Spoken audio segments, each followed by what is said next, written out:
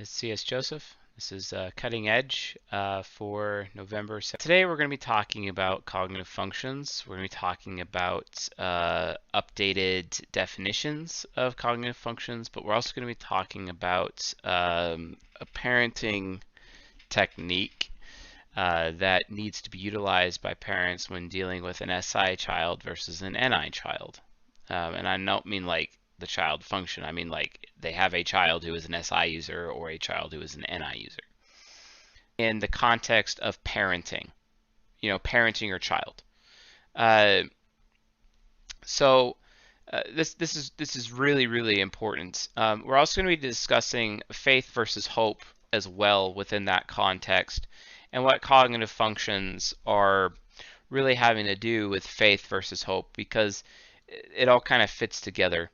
Let's talk about some additional new definitions of cognitive functions.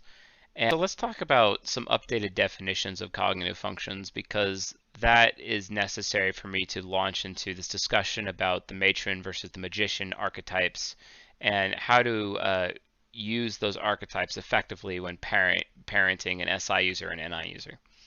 So let's start with introverted feeling. So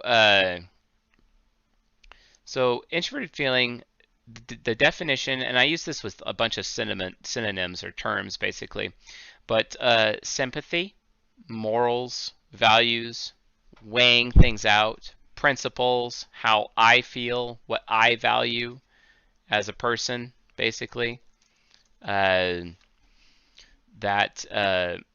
is worth it to me, also known as self-worth, basically. That's the definition of introverted feeling.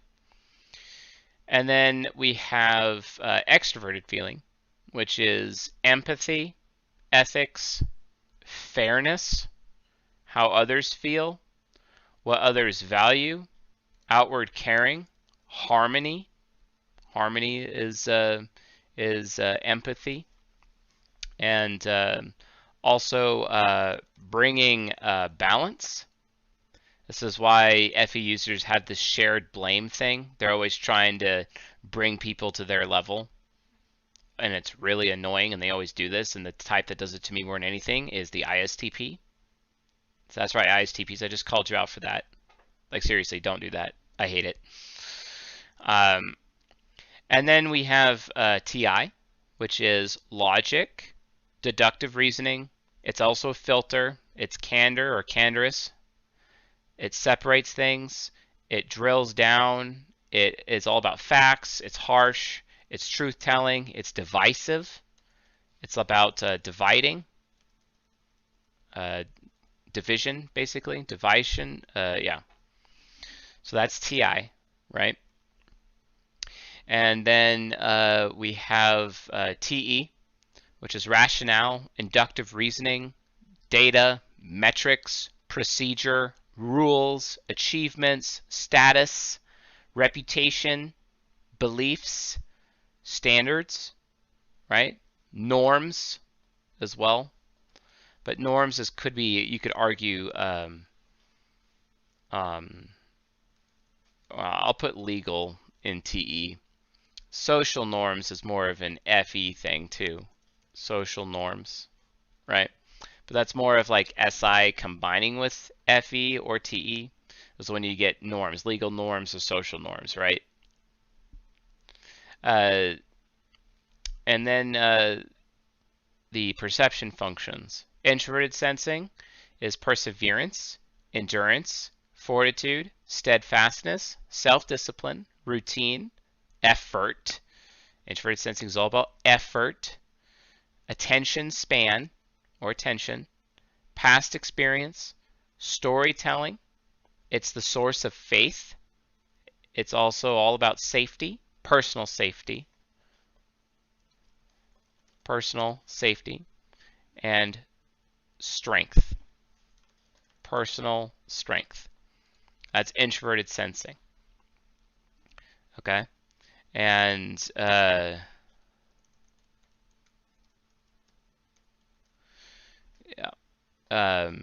yeah, TE is also beliefs. I forgot to read that. And then Expert intuition is potential energy. Potential energy. Like in physics, expert intuition is potential energy. Metaphysics, desirability, consequences, what others want, gives others choices and options.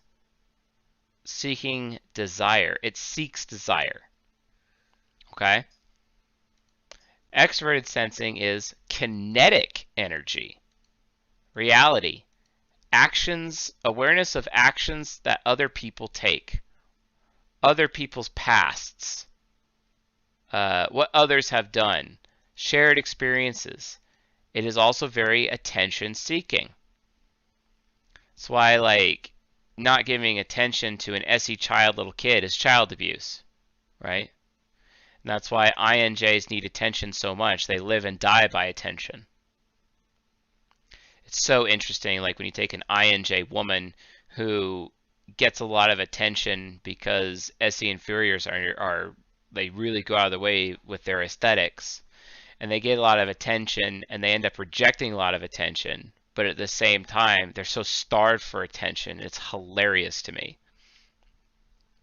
And my SE demon thoroughly enjoys denying SE inferior women attention. Thoroughly enjoys it because I can see, especially like an INTJ with their FI child, I can see how entitled to my attention they get. And it's really frustrating to me. And I'm like, why do I have to give my attention to you? Do you literally believe that you can earn my attention? I am the person at the end of the day who gets to decide who and when and how someone gets my attention with my introverted sensing. So why do I, have to why do I have to be expected to give you that attention? You know what I mean? It's really ridiculous, So kinetic energy, awareness of reality, awareness of other people's actions, what other people have done, shared experiences, seeking attention, right? What others done, others past, okay?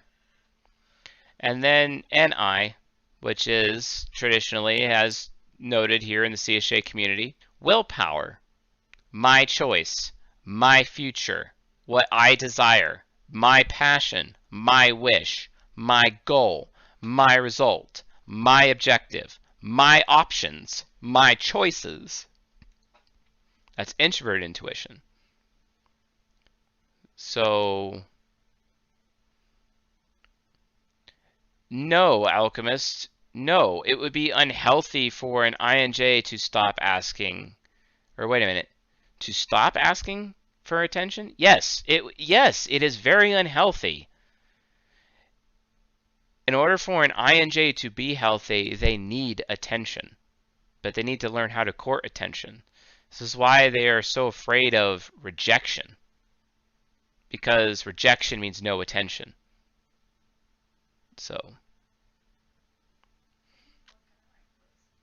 it's really important. You have to know you have to verify that the source of attention is actually good to begin with. But then also I have the responsibility, like as a crusader type, I have to be responsible with who I give my attention to. And I think that is probably the #1 lesson of my marriage that I've learned. Taught me the value of who I give my attention to and why I give my attention. Now, she's trying to work with me right now about how I give attention to others. She's been trying to work with me on that. But at least I was able to arrive to the conclusion about, okay, well, why are you giving this person attention right now? Because she helped me develop the habit of, okay, is this person getting more out of this situation than I am? Yes or no? And if they are, then they're manipulating me. So like this ENTJ woman earlier today wanted my attention, and I was having this conversation with her.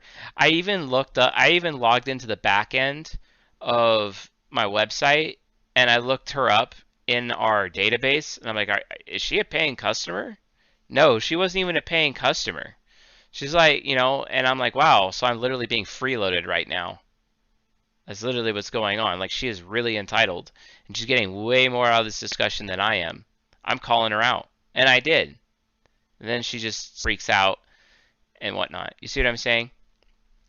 So, so yeah, that's really how it is. Well, the thing is, authentic Hazel Eyes, if you'd rather be alone than deal with rejection, then you're going to end up being like going towards SID. Like if you're an NJ, you're going to be like in SI demon, SI trickster land for like your entire life. You have to practice with rejection. That's the thing about SE users. SE users need to practice being rejected so that they can learn how to not be rejected. It's a form of trial and error. It's really important. So, no, Ryan West, NI does not lead to mastery over mind. That's not where that comes from. No, I don't think that's accurate. And thank you, sir, for sending that to me, and please express thanks to the gentleman who has made that for us. I appreciate it. So, yeah, I mean, yeah, NPs, we are pretty easygoing. It's true, and I think like so many times I'm confronted by like, for example, STP women. They have this thing. Every single STP woman I have met personally, they seem to prefer NPs over SJs, and I think you're right, Tanya. I think it has a lot to do with NPs being a little bit less cavalier about their attention, and they're more willing to part with their attention just to see if there is an opportunity there or not, which then takes a lot of the burden of performance off of the STP. The thing is, though, is that there still is a burden of performance regardless, but they often see it that way. Okay. So anyway, it's just really important to kind of understand the differences of like what people are looking for. But it goes even deeper, and this is now where we're going to talk about faith versus hope. Okay. We're gonna look at it here. So let's look at the cognitive axes, introverted sensing and extroverted intuition versus introverted intuition versus extroverted sensing, okay? So the two perception axes.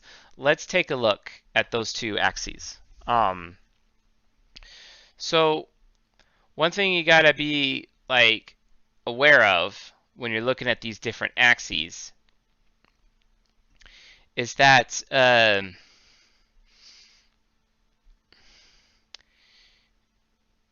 faith versus hope. Introverted sensing, or SI, is the source of faith, right? Introverted intuition is the source of hope, right? Source of hope. And it's so funny because, like, I remember, like, telling me to my face one day, he's like, don't destroy my hope. Don't take away my hope. Don't make me hopeless. That's one thing introverted intuition inferior just can't handle. It can't handle having hopeless because that's their version of why bother syndrome. That's the STP version of why bother syndrome. TPs have why bother syndrome. The NTPs have why bother syndrome because it's like, wow, I've done all of this for you and you don't appreciate, why do I even bother? The STP version is, I want to go do these things for you, but why would I even want to do them if you're not going to appreciate them? Why bother? I have no hope that it's going to work out, so I'm not going to try anymore. Which, it's funny to me when they do that because from my point of view, it's like, yeah, well, you're the STP. It's your fault it got bad in this way in the first place because of your lack of awareness of the consequences of your own actions. So then you get into, so then it's like, you have this why bother attitude when you were the one who gave me the negative experience to begin with. which is causing me not to react well, and that's causing me to take away your hope. And then you're responding to me taking away your hope by saying, well, why do I even bother? When you were the one who were inspiring me to take away your hope to begin with through your bad actions because you're unaware of the consequences of your bad actions.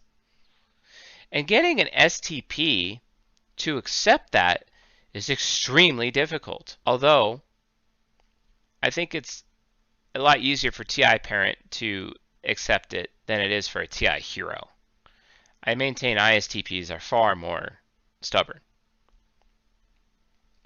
And I'll learn from them, but like getting close to an ISTP, it's just not really something I can do.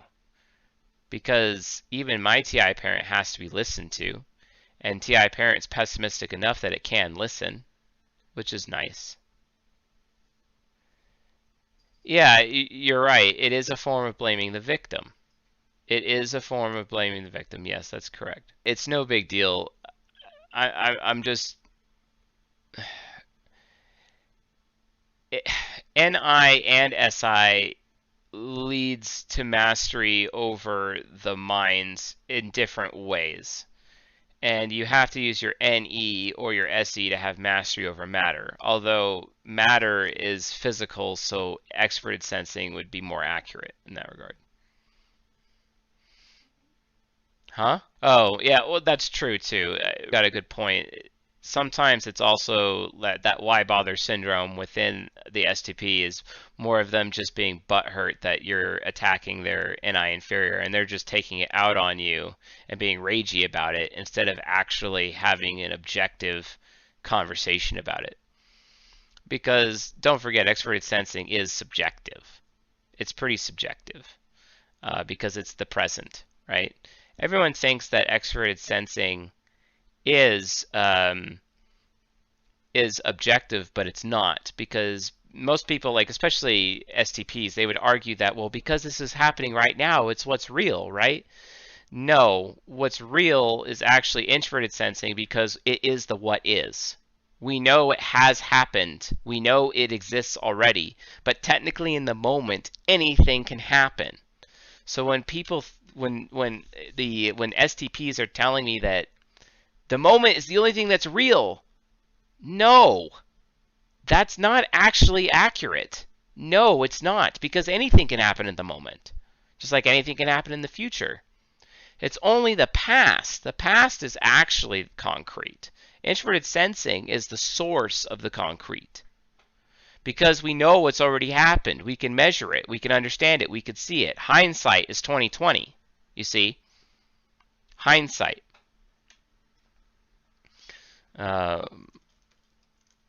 So like impersonal hindsight is introverted sensing, but external hindsight is introverted sensing, right? It really, really is, it really is subjective. Yeah, and it's so funny to watch a TI parent or a TI hero say, it's in the moment, it's right here, it's real. I'm like, no, it's not. The present isn't real. You just think it's real because it's your higher functions. Just like a TE child thinks beliefs are real, even though they're subjective as well. The most subjective of all the functions is extrovert intuition. That's the most subjective. It's the function that's attached to chaos, and it is the yin itself. It is the collective unconscious. So that means I have the most subjective hero, but then I have the most objective parent. It's crazy, you know. So, and granted, if I was to compare extrovert intuition to extroverted sensing, yeah, extroverted sensing would technically be a little bit more objective than extrovert intuition, because it's closer to the concrete, because it is concrete, right?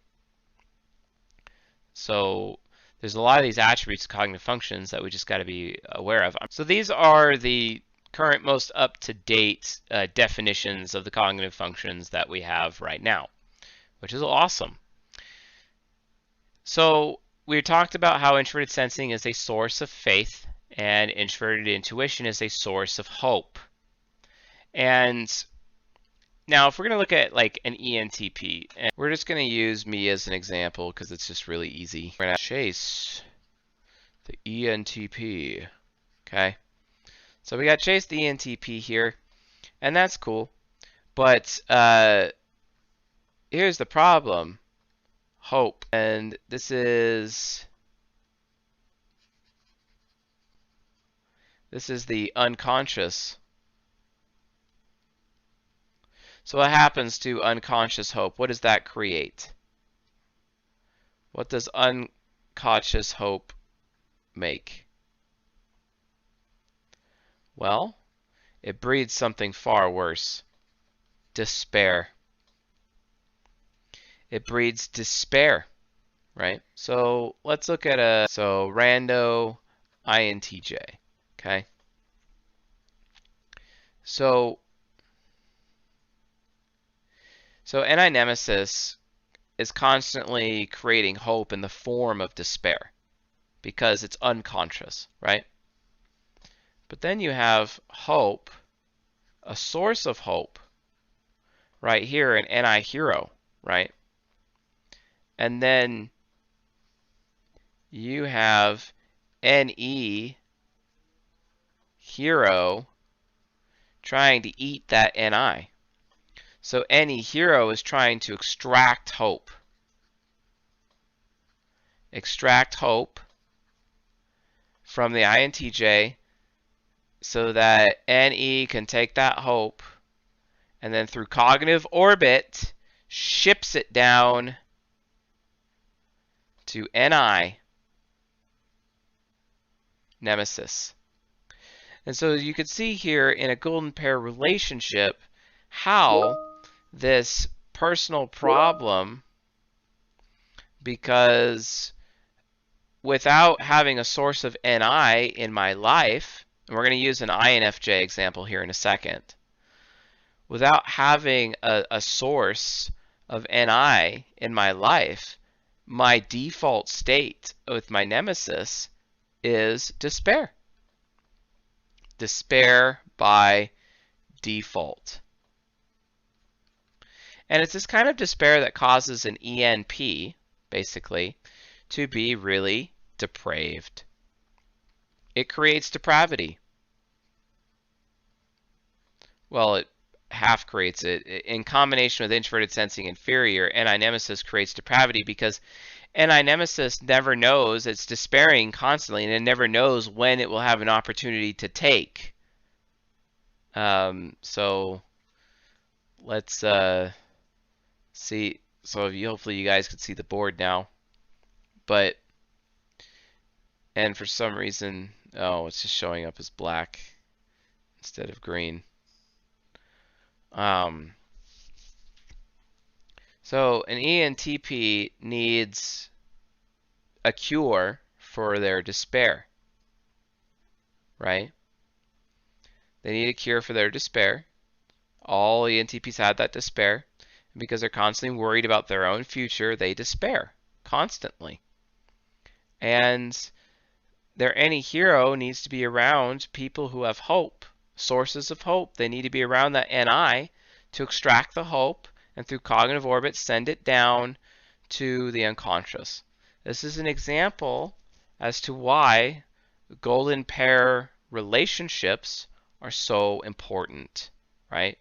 Or any kind of relationship that matter where things you know, match up, right? So, and that's the thing. And as Tanya just pointed out, the opposite is also true, right? So you end up having paranoia. You end up having paranoia right here. And because they have hope, right?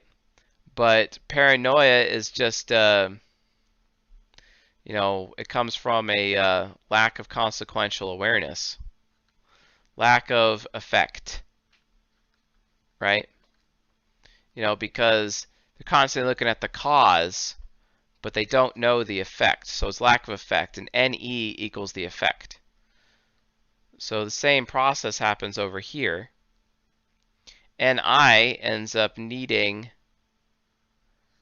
the Ne consequential awareness to ship that effect down here to their expert intuition to cancel out the paranoia, because they actually end up using awareness of consequences. They are told what the effect is. Cause also equals the how, right? The effect also equals the why. Does that make sense? How versus why, right? So, going back to our definitions, SE is the how, awareness of the how, whereas NE is awareness of the why, okay? So, again, this is how these relationships work. This is why it's important to be in gold, silver, or bronze pair sexual relationships, but even in your friendships as well, it's important to have these, because you have this unconscious side of your mind, and that includes your superego, your superego being unconscious, right? Well, you have your unconscious and you have your superego. They're super unconscious, and you have like one unconscious and a double unconscious within your superego, and that's a serious problem. So what ends up happening is that these gold, silver, and bronze relationships, they end up exchanging this psychological energy to help an ENTP deal with their despair, or an INTJ deal with their paranoia, for example. Because the ENTPs have all of the consequential awareness, but it's not so real to an INTJ. You know, and ENTPs lack hope, but an INTJ is full of hope. And hope is extremely important. So Alchemist asks, would SE Inferior then explain why in an argument I'm always like, no, this happened and that and this, and now we're here, and that's, and this is why we're here. No, it's actually, this is how we're here. While others are focusing on the small details. Well, you're using a systematic extroverted thinking sequence, Alchemist, when you're doing that routine, assuming you're an INTJ, which seems like you are to me. And based on that sequence, you end up arriving at that conclusion. But just understand that, like, the English language is so in-specific that our language, we use the word how and the word why interchangeably, which is really annoying. But you could, like my wife sometimes, she gets in my face, she's like, I don't know why, because they're any demon. She has no concept of why. She doesn't care about why. Why doesn't matter to her. Only how matters, because it's SE Hero. You see? Only how matters. But to me, why matters. How doesn't really matter. But the thing is, though, in order for my introverted sensing to have a good experience, it knows that it needs to have the how, because the how is the key to unlocking a good system for my triple systematic nature. Right? So it's very important. Awesome, Melissa. That's very good. Yes, but INTJs are nihilistic. Why are INTJs nihilistic? Let's answer that right now. Why are INTJs nihilistic? We can answer that question right now. She's going to be our nihilistic INTJ. We're also going to put a note here, something that Martin Luther said. Martin Luther. All right. So let's look. Here is her mind. So what's wrong with this picture? What is wrong with this picture? Well, that kind of proves me correct about you, Alchemist, because You're obviously a high TE user, TE parent or TE hero, and TE parents, TE heroes like to survey a lot of people before they allow themselves to adopt a belief or a principle about something that they believe might be true. And all high TE users have to survey people before they make a decision. And you're like, well, you're the only person saying it this way, and I agree with this way, and I can't survey anyone else out there because what you have are original ideas, and what everyone else has are typical textbook accepted definitions that just happen to be inaccurate. So the fact that I'm struggling with surveying you, Chase, proves to me that I am actually a high TE user anyway. And I would have to be super responsible TE because I'm a TE parent. So your statement there, Mr. Alchemist, even further shows you being an INTJ. So, um, disconnected from your own, because why would you want to share your feelings with them, Alchemist? Like, why would you want to? Why would you want to share them? So, anyway, what's missing? Would someone answer the question, please? Ah, yes, Tom figured it out. Yes, that's correct. She's nihilistic right now. Why? Why is she nihilistic? Well, no attention. No attention. She isn't getting any attention from anybody, which is killing her inferior function, which through cognitive orbit is passing down to her introverted sensing demon, which is causing binging, right? Self-destructive behavior, right? Nihilism. Whenever you hear an INJ, especially an INTJ, being nihilistic, it's because they aren't getting attention from anybody. That's why, and the only reason why. It's literally attention and nothing else. No other reason. It's attention. So, if INTJ plus no attention equals nihilistic INTJ. Dumb. That's it. That's all it is. It's a lack of attention. So if she is not getting attention, so if you see an INTJ, even an INFJ, who is binging and having self-destructive behavior, nihilism, like my INFJ ex-girlfriend. Oh my gosh. Like, she had sex with so many people, having this self-destructive behavior,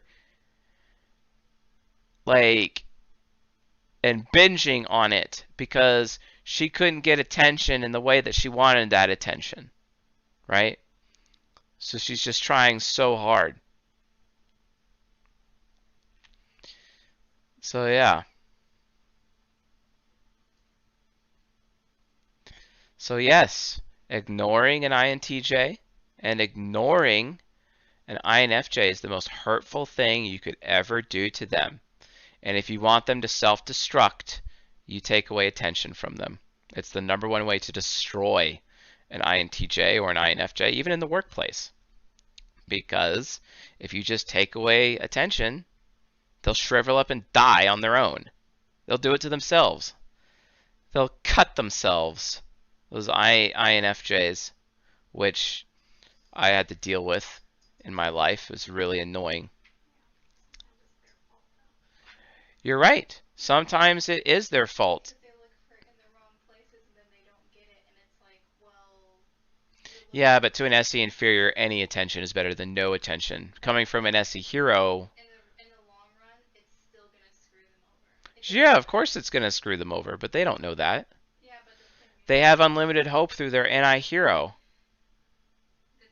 That's why they can't let go. That's why I got an INTJ woman who emails me constantly, even though I only went on one date with her. I never had sex with her, and she still can't let go of me. And I'm not giving her my attention.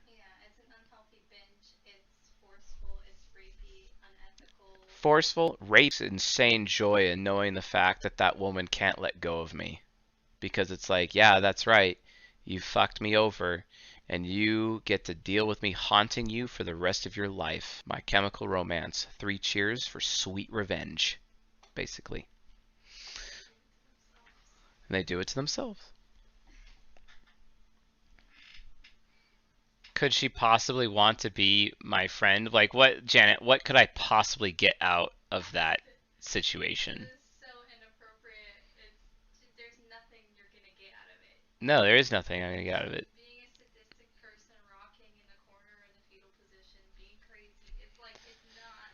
Sadism, yes. Which, yes, no attention, and it leads to sadism. Yep, because INTJs without attention, they become sadists. Whereas an ENTP in this situation where they're uncomfortable, they become masochistic. Masochistic. It's kind of interesting how there's this back and forth masochism versus sadism approach. So, oh, INTJs definitely like revenge with their ISFJ subconscious. Oh, or their superego. Absolutely, they love it. But don't worry, I have ISFJ subconscious too, and I can be very vengeful. I love me some justice. Don't worry. I love me some justice. So, the thing is, though, is that INTJs, through their ego, can't morally accept that they like revenge. It's not until they've been betrayed in like the worst way that then they love revenge. And the betrayal has to occur first. Otherwise, unless they've never been betrayed or had to deal with that betrayal, it's not real to them because they're an SE user. So they always make the claim, well, I don't like revenge. And I'm like, yeah, just wait till you're betrayed, and then you will. Trust me, then you will. You'll love it far more than I do. So,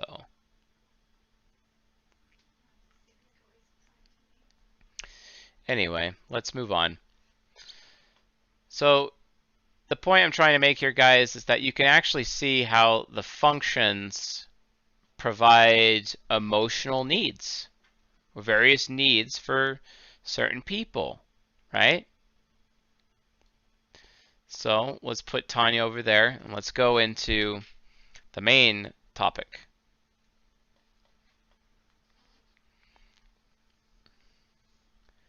Let's talk about the main topic. So we understand hope versus faith, but how do we increase hope? And how do we increase faith? Okay, and in an SI user and an NI user. And then how do we do it while parenting? Okay? So,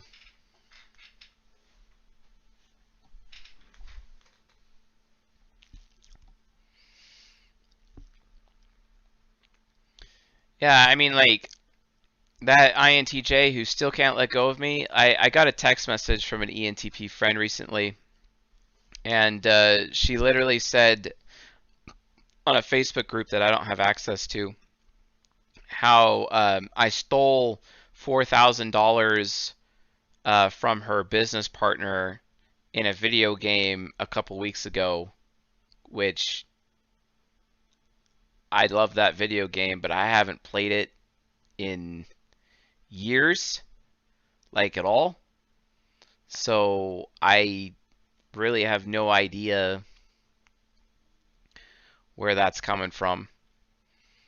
But it's just so weird. And particularly about this INTJ woman, she was involved with that podcast of these people that were just trashing me and whatnot. She was one of their sources of content, etc., on the anti-CSJ Discord. And when that went down, there was this guy that came into the Discord, and he's like, Why can't you just let go of Chase? It's been 2 years now. You're still talking about him. You haven't moved on. Yeah, it's funny. She emailed me recently saying how she and it ended up in my spam folder and how, oh, I'm finally door slamming you. And I'm like, your SI demon can't help but give me attention. I must have made such a lasting impression on her with my SE demon that she can't forget about me and she can't let go. She cannot let go. I wonder why. Wonder what it was that I did, right? Maybe it's her being solipsistic. Maybe it's her like, oh, maybe she's not used to rejection and someone like me rejected her. Maybe that's her problem. Or maybe it's because no one showed her love in the way that I did ever in her entire life for the very short time that we were together. Who knows? But regardless, I still haunt her every day. I wonder if she'll even go out of her way to destroy the gifts I gave her. I wonder if she'll keep them and there'll be totems that will haunt her for the rest of her life because she can't let go. Either way, justice is served. That's what she gets. If you're going to be someone who's dishonest about everything, dishonest about your name, dishonest about your job, your vocation, how you make money, like literally miss ENTP shadow hyperbole, insincerity. Well, if you're going to lie to me, I'm going to find out. I got TI parents. I'll put it together. And I did. You're out of my life. Bye. That sucks. Sucks to be you. And I moved on. But still can't let go. Oh well. That is her being nihilistic. Nihilistic, choosing to be nihilistic because she's not getting attention from me. And anytime she seeks attention from other men in her life, maybe it's not the same attention like it was with me. Who knows? Oh well. You learn a lesson. See, that's the thing about INJs. INJs love so deeply, or at least they get so infatuated so deeply that they have these huge walls that they expect people to scale and get over to earn them, basically, because they all see life as this thing that they have to earn. They think they can earn respect and earn love. They can't, and it's really hard to tell an INJ that you can't earn love and respect. It is only given. The other person has to choose to give it to them, and if they're expecting it from the other person, then they're just being entitled, right? So that's just literally how it is. Another argument about this woman is that she's just mad and her pride is hurt because she wasn't able to scam me like she does or was able to other people. That could also be why. She keeps trying to change that reality, but in reality, she's very unrealistic. Yeah. I mean, she literally tried to scam me, and I'm just like, what? With your little fake moving company and whatnot, trying to get me to pay for that. I ain't paying for that. I ain't paying for you. Like, hello, gold digger. And you're not even a real person with a real name or real anything. You're literally fake. Go away. It's funny. She actually watched a live stream recently, and I talked about how she was so insecure that she couldn't even send a photo of herself to me without any makeup, like I asked her, and it was a test I did. And then she fit, and I always do that test. I do that test to like if I'm like in a relationship or dating or considering an INJ woman, I fully expect a photo of themselves without any makeup on, freshly out of bed. It's part of the test that I do. And this live stream was like a couple weeks ago, and she sent me a photo of herself without makeup. Yeah, well, too bad. It went into the spam folder, and I didn't see it. because why the fuck do I want to? Because I don't. So, anyway. So, yeah. It's pretty lame. So, increase hope, NI, increase faith, SI, from a parenting point of view. Well, why would you want to do this? In order for the matron archetype and the magician archetype, you have to understand like how a mother and a father would be parenting children properly within this context. Okay, so we have a mother here, we have a father here for magician, matron, and then magician, etc. And because of this, we have different roles in parenting, right? So let's actually put a divider here. And awesome. We'll just fill in some things here, etc.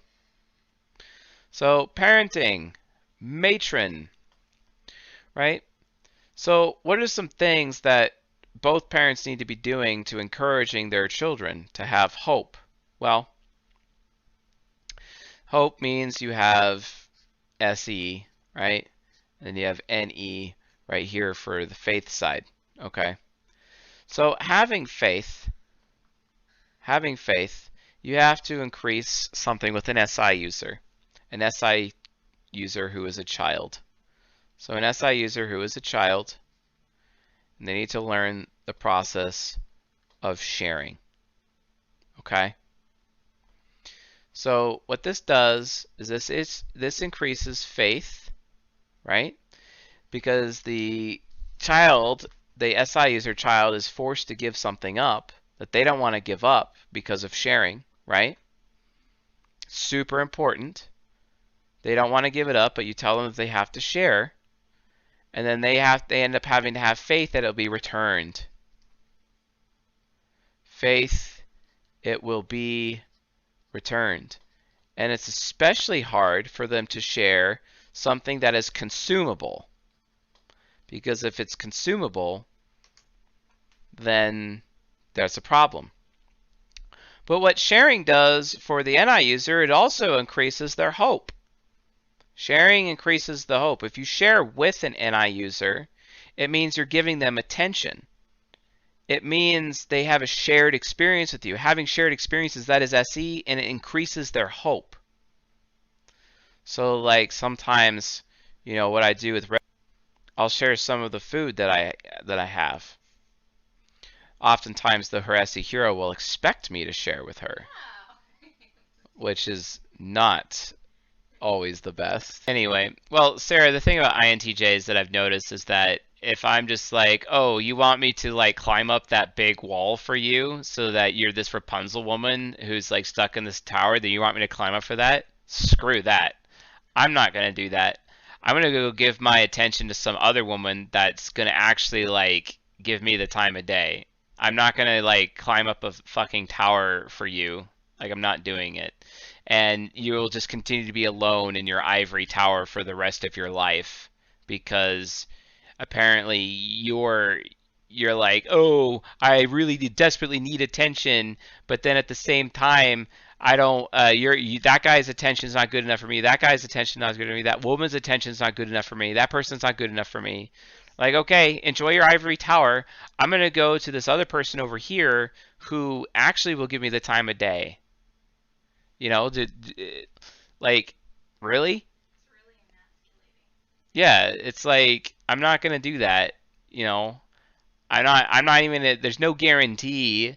Like you INTJ thinks that love and respect are earned, and you think that so because that you're gonna test me with your SE, doing a little loyalty check. You're gonna test me to see if I'm going to earn your love and respect. When the reality of the situation is it can't be earned. You still have the choice to give it to me anyway, regardless of what I do. There's no guarantee. So I'm not going to scale your walls. I'm not going to climb your tower.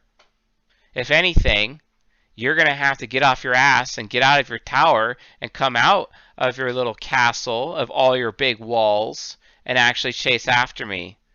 Because, the other girls in the town, nearby, they're going to chase after me. And I don't give a flying fuck if you're a princess or a prince. I don't care. It doesn't mean anything to me. Oh, that's pretty solipsistic. So it's not going to like. So it's really hard for a kid to share something that's consumable, an SI user kid to share. So getting an SI user child to share is so important. So important because they always want to be able to have access to the same experience again and again and again, indefinitely. That's what an SI user is looking for. But then an NI user knows that that's just not how the world works. You don't always get to have the same choice over and over again. But the SI user is being selfish and forcing the issue by guaranteeing that they always have that choice for themselves. But by sharing, the SI user is voluntarily giving up and sharing their choice with another person. And that gives hope to the NI user. It's super important. It's important to teach this to your children through teaching sharing. It increases hope.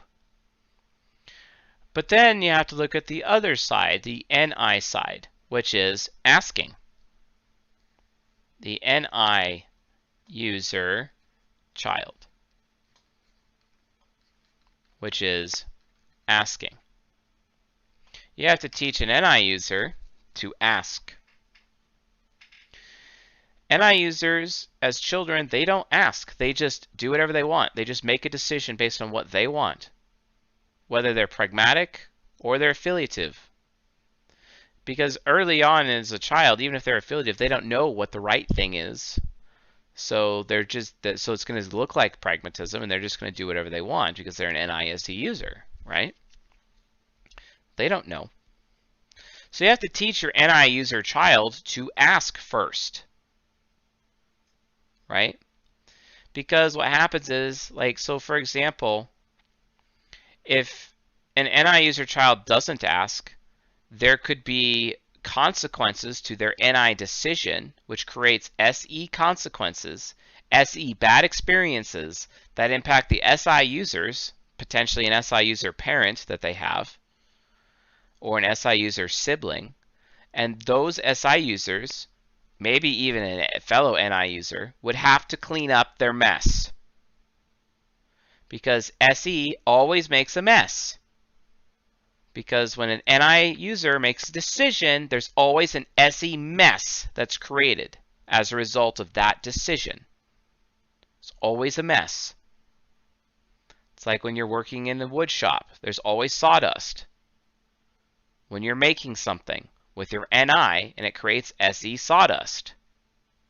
So an NI user child needs to be taught how to ask for things before they make a decision, before they go for what they want, so that the people around them can be like, yeah, if you make that decision, I'm okay with cleaning up your mess. Or yeah, if you make that decision, that's okay because it won't create a mess for me.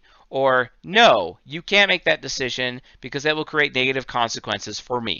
No, thank you. You're not making that decision, right? So NI users need to be taught how to ask for things. And by an NI user asking, that increases the faith of the SI users, the faith and the security of SI users around them. So when an NI user asks for something, the SI users are more comfortable. They feel safer. They feel more loyal, more willing to share, more willing to give attention to the NI user, right? Very important. But they don't do that. Yeah, I get that you don't want to ask, but an SI user is not going to give you attention, and they're not going to stick around. They're not going to be loyal to you if you don't ask, because they're constantly going to be on the defensive around you. And they're always going to have their walls up around you because they're going to be uncomfortable around you. So you need to learn how to ask. All NI users need to learn how to ask first. Just like all SI users need to learn how to share. Okay? It's not about asking for help. It's about asking if you can make a decision. Okay? It's not about asking for help, guys. I'm not talking about that. It's about asking before you make a decision. It's about decision making. Okay? So if you have a child who is an NI user and you just let them do whatever they want without asking anybody, they're going to create negative consequences because NI users are less aware of consequences because they're low NE. They have less consequential awareness. They're going to create bad consequences of other people. This is why there's more NI users in jail than there are SI users. Because NI users are less aware of consequences and they make really bad decisions that could be irreparable, which lands them in jail, where they are locked up and not allowed to use their NI functions anymore. Not allowed to have that NI freedom anymore. That's why we lock people up. It's psychological. Okay?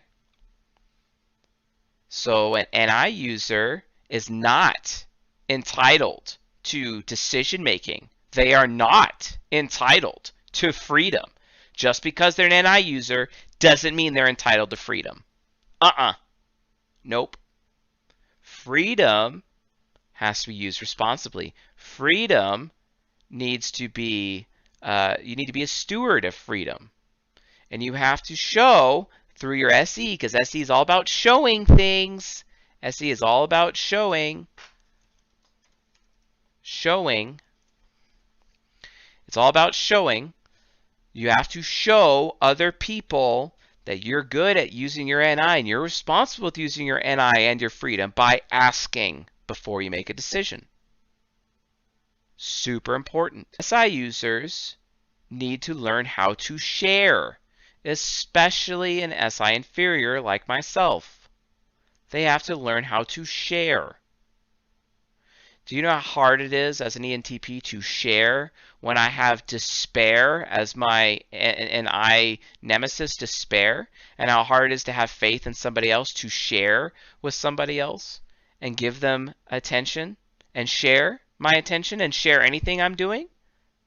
Do you know how hard it is? Do you know how easy it is for me to be depraved and selfish and decide to not share? That's what depravity really means, not sharing.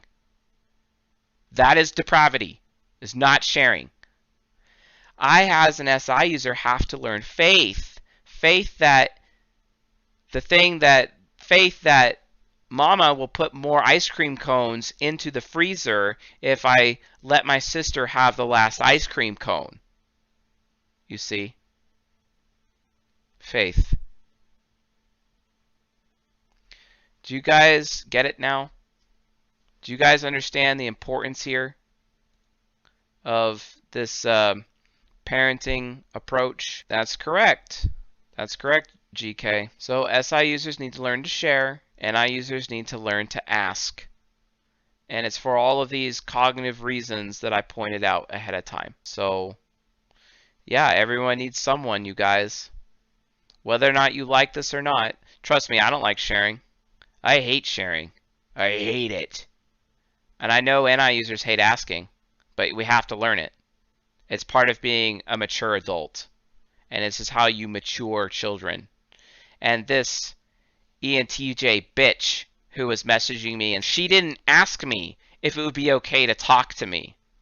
Do you know what she said? She solipsistically said, "Oh, well, you never said you were busy." Like, bitch, you never even asked me if it would be okay to talk to me to begin with. What the hell? You see? You're obligating me. That's not fair. Right? But at the same time, I need to share. I need to be sharing with people and have faith that it'll be returned to me. Because I'm sharing with others. But I do share. And I share a lot. I share on YouTube. I share my time in the men's group and soon to be the women's group, the Facebook public group, my Facebook profile, my socials. I am sharing and I'm giving away free stuff all the time. The least this NI user could have done is at least asked, but she didn't. You see? Using a real life example from my own life, does it make sense now, guys? Can you see how this works? So keep that in mind. It's the holiday season, and make sure you guys are asking. Make sure you guys are sharing. It's really important. It's super, super mega important. So please, just understand, like, life is so much more than it really actually is. We have to teach our children hope and faith. See, when an NI user asks, they have hope that they will get their request granted, that they will get the ability to make a decision, right? They have hope, right? When your SI user, child, is sharing, they're learning faith.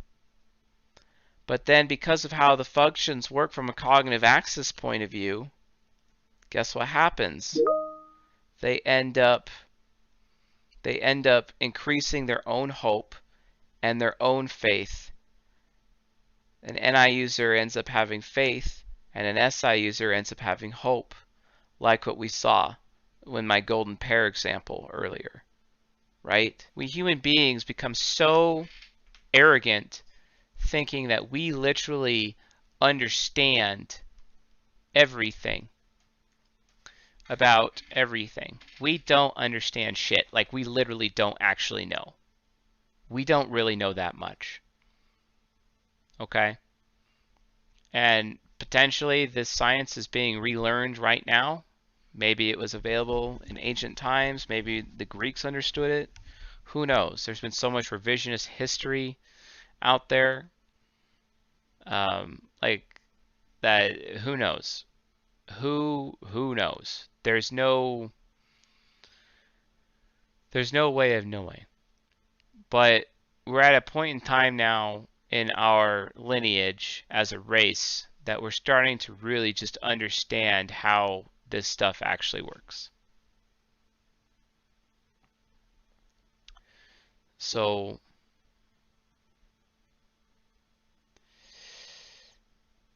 anywho,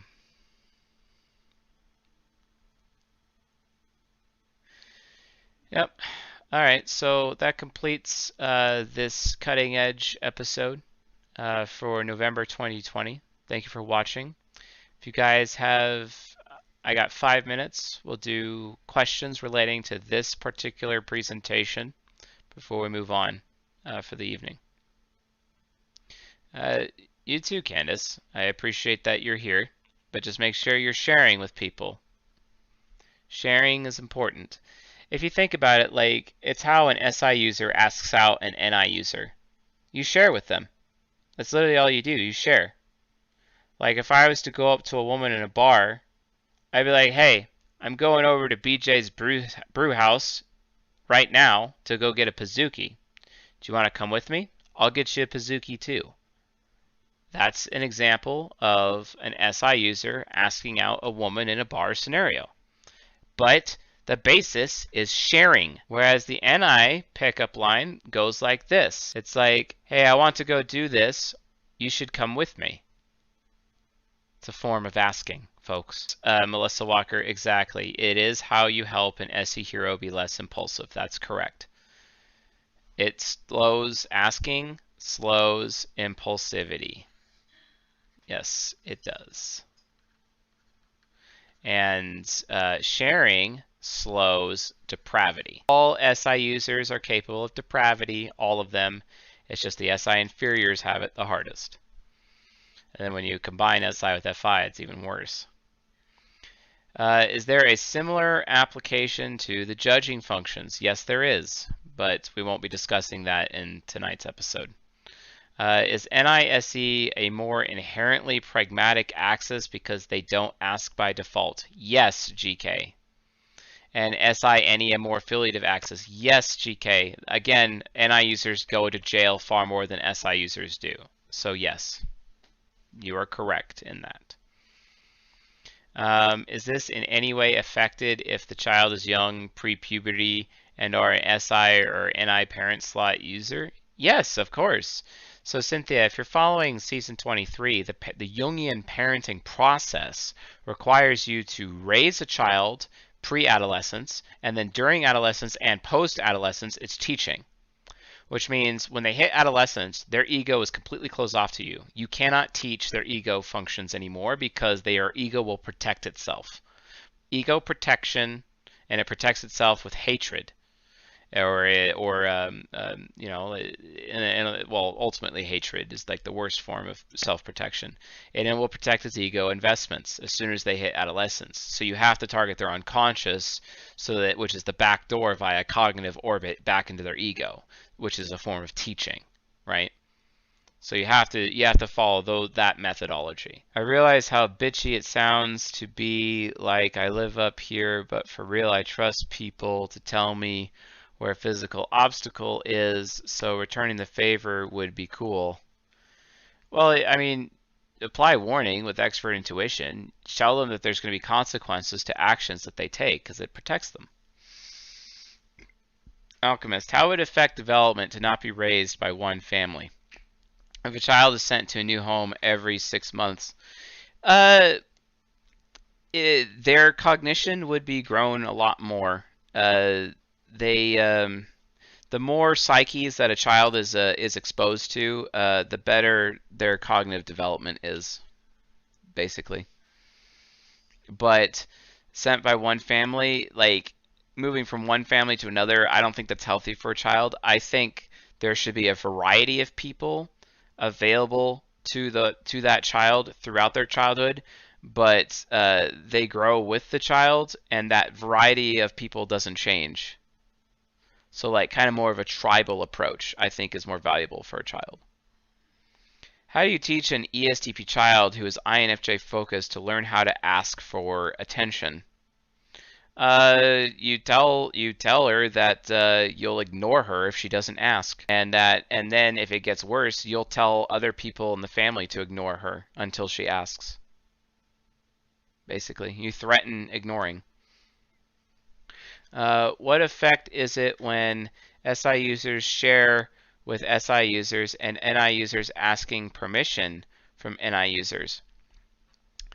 Well, sometimes an NI user would be like, well, you don't have to ask for that. Just do it. I do it all the time. Sometimes they react that way, but then other times it's a form of emulation because then you're emulating the SI sharing or the NI asking, which could help you improve your relationship with those particular people because you're utilizing cognitive emulation and thus adjusting your actions and your behaviors and your personality to make it more compatible with them.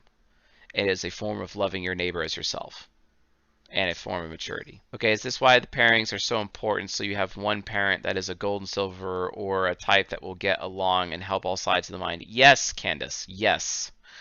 That's kind of what happened to me, so it sounds like it's good. It doesn't feel good though. Can you imagine if someone told you there was a chair in the middle of the room and they kept tripping over it, not listening to you, and you had to watch them be hurt by the chair over and over? Yes, but why aren't you getting the chair out of the way? Isn't the onus on you to take action in that moment? I mean, you're trying to get them to listen to you, but shouldn't you take action? So, um, when it comes to your daughter, also try to also use a reward system. If she asks you for things, then give her more attention. So remember, you have to like behave like an SI user for her as well. So give her more attention because she's asking. You have to reward with attention because an ESTP child needs that reward. So yeah, try to learn your ISFJ superego. So mother-daughter time is a good reward. It does work both ways, and I think that's the main point. I think that's the main point for sure. How would drugs affect someone's cognitive development? It does change neural pathways, but it changes them in a negative way. Not feeling heard is really upsetting. I understand, but like, I mean, if you're talking like if this is a man in your life, this is your boyfriend, your husband, the onus is on you as a woman to respect him anyway. So as long as there's no damage that is coming to you personally as a result, but at the same time, like, you know, if you're not being heard, then bring in other people. Is he an INFP? Are you an INFP? You see what I'm saying? Like INFPs, for example, they don't listen to people unless multiple people are telling them the same thing at the same time.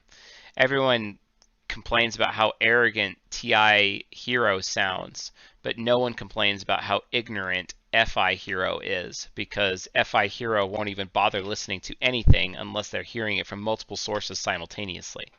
You see what I'm saying? So it's really, really frustrating. Um, so if you want people to understand each other, then you may have to just explain to them, but sometimes people aren't willing to listen. Is asking if others want to do the same as you a form of parented NISE user? No, if others act, no, that's NESI. Weed doesn't seem healthy to me at all, but I did smoke from age 16 to 19. I lived my own. I studied a lot of psychology then. I was trying to unlearn things I grew up with, but didn't agree with. I mean, it happens. Anyway, folks, that's it for Q&A time for this particular presentation.